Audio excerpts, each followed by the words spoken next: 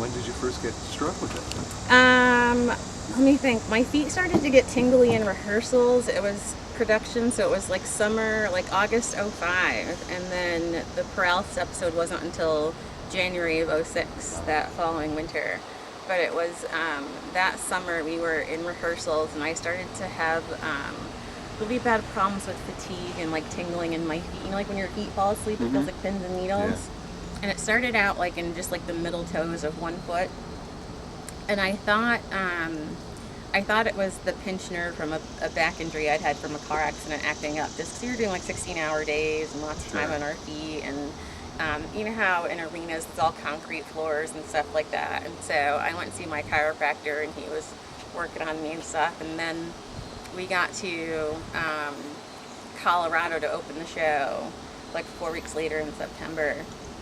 And I took a couple of like stumbling falls, and then I took like one really nasty fall where I like face planted through our finance director's office door.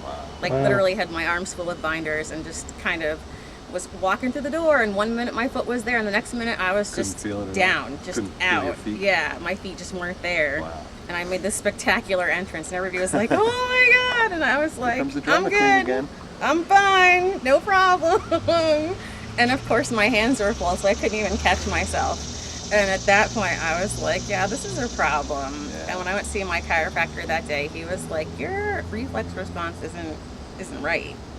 And he said, I have a golf buddy, I want to check you out. And his golf buddy turned out to be one of the best spine guys in the area for the Cedar Valley Health System. And he checked me out and did a whole workup, and he said, you know, this looks kind of like Brown-Séquard syndrome. I want to do like an MRI scan on you and see what it might be. And I was like, Brown-Séquard syndrome?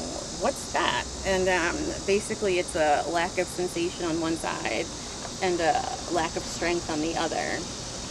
And I didn't realize until he was testing me that like I had a definite diminished sensation on one side all the way up to like my shoulder blades. Like I really couldn't feel a lot of him touching me as specifically as I could on one side as on the other. And I was kind of like, okay, that's wonky, but how often do you really check in with your body like that? Right.